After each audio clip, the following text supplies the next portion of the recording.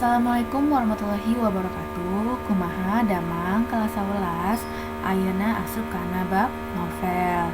Kalau sebelumnya kalian itu telah belajar tentang warta. Warta dan novel ini sangat berbeda karena warta adalah berita dan novel adalah sebuah catatan buku yang berisikan cerita kehidupan sehari-hari, bisa disebut juga resensi ataupun berupa sinopsis. Lanjut. Perkara novel. Novel asalna tina basa Latin novus atau anyar, robah jadi kecap novelus, terus robah deui jadi novel, nusok disebut oge roman. Ari nu disebut novel teh nyaeta prosa rekaan atau fiksi, panjang dina wangun lancaran tur alur caritana ngaran cabang atau kompleks. Jadi novel itu asalnya dari bahasa Latin novus atau anyar itu baru ya, berubah jadi kalimat novelus, terus berubah lagi menjadi novel yang suka disebut juga roman. Kalau disebut novel itu merupakan prosa rekaan atau fiksi tidak nyata ya. Jadi terbentuknya novel itu alur ceritanya bercabang atau kompleks.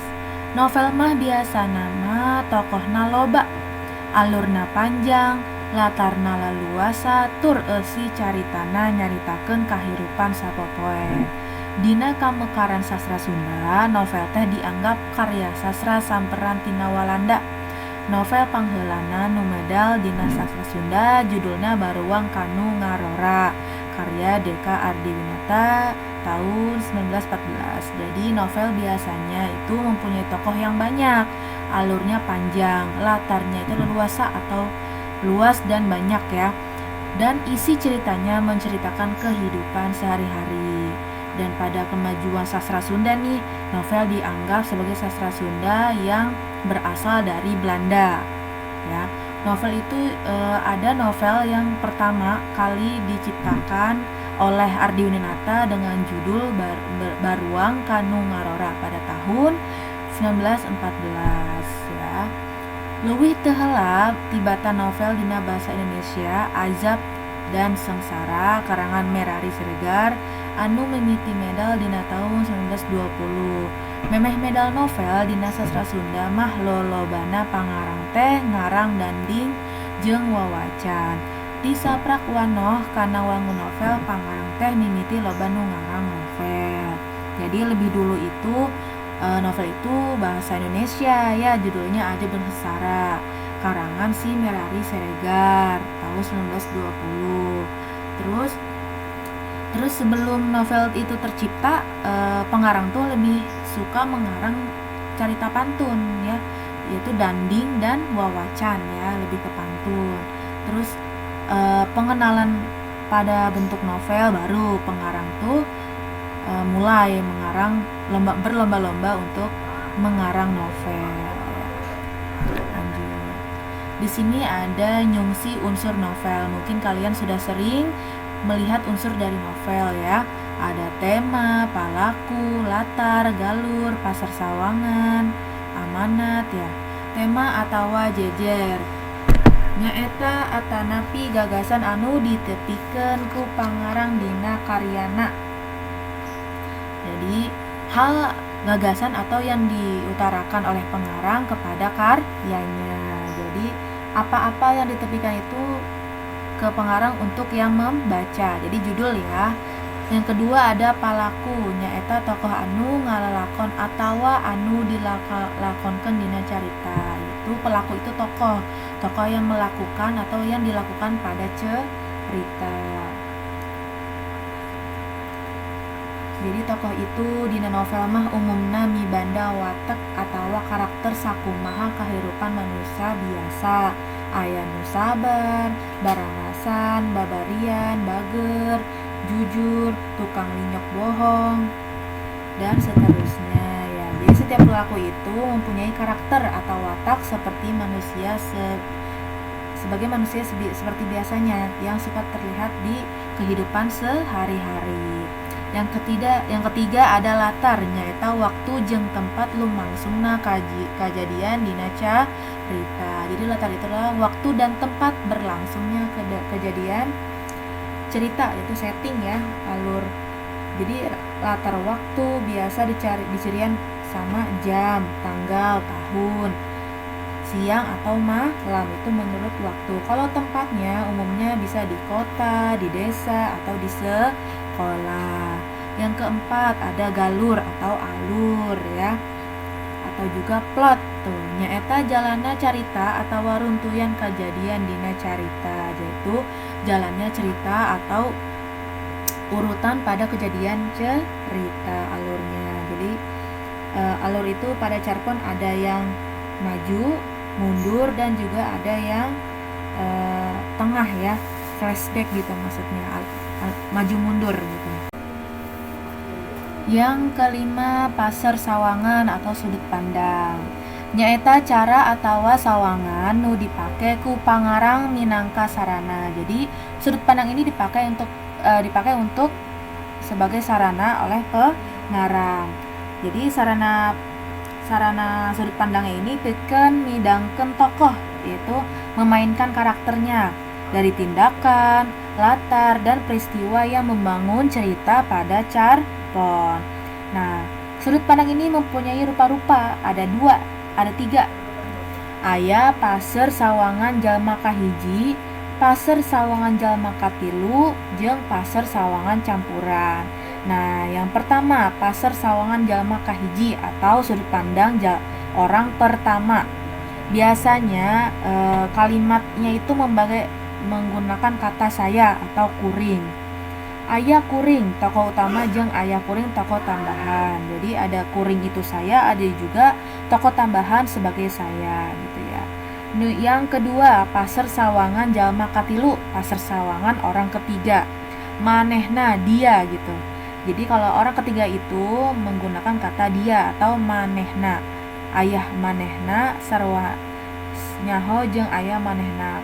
Kawatesan salaku paniten bisa we ngagunakan ngaran jalma. Jadi terbatasnya pelaku dalam cerita pondok ini, cerita pendek ya atau novel ini, bisa saja menggunakan nama seseorang.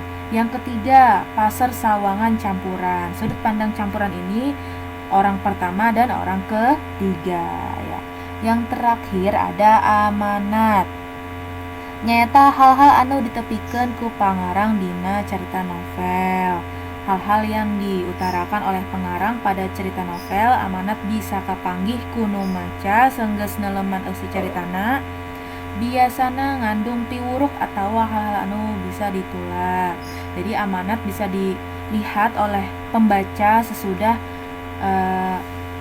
memahami isi ceritanya dan juga bisa mengandung sebagai teladan ya.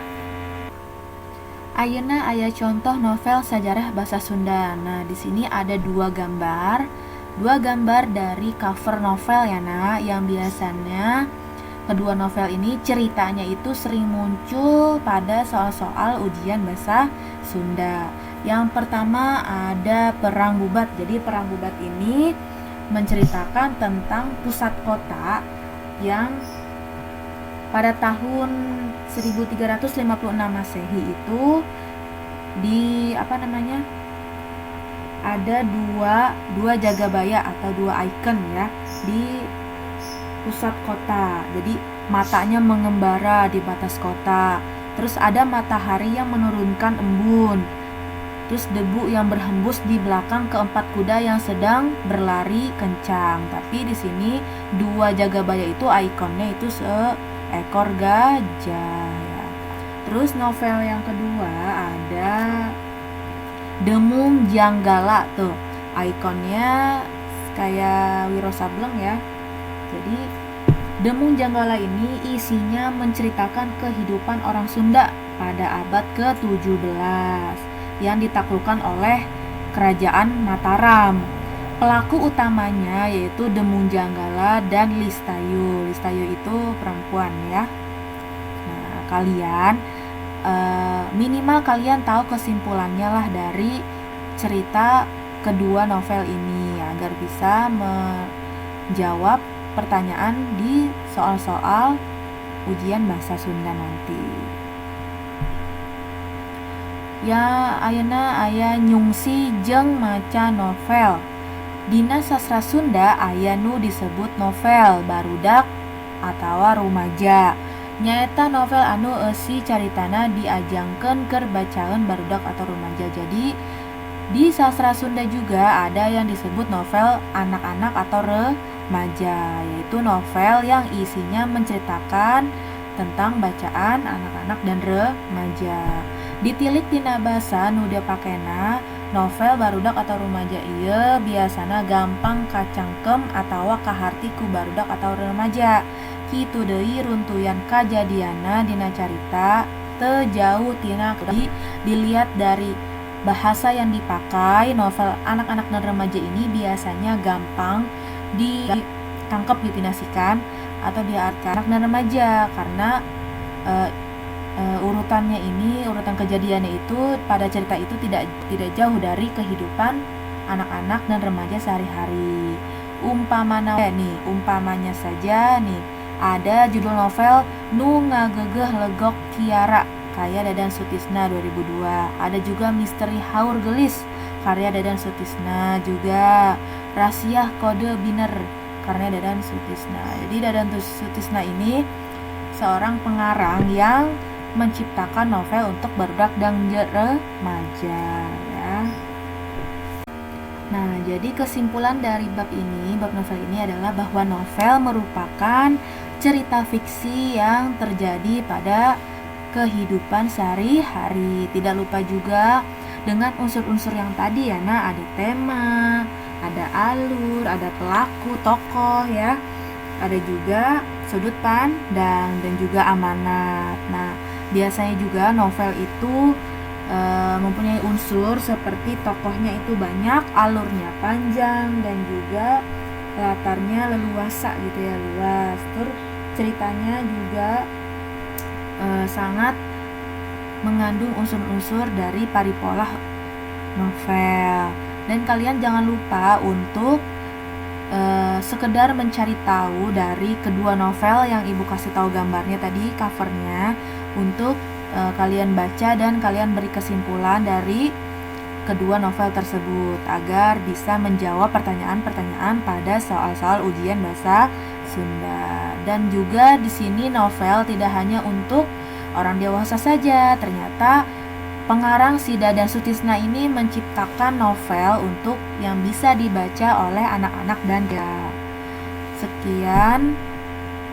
sekian bab ini, hatur nuhun.